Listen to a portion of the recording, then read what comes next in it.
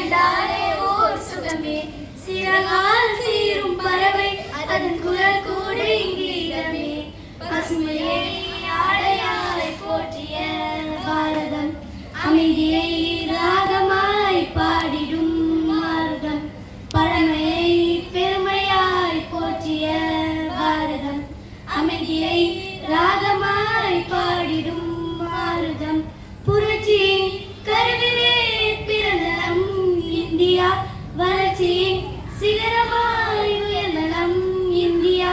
தியாகங்களால் பல தேகம் தந்த நாடு எது? பாரதமே எங்கள் தாயே, இது சுதந்திர பூமி, நம் பாரத பூமி, இது கடவுளின் பூமி.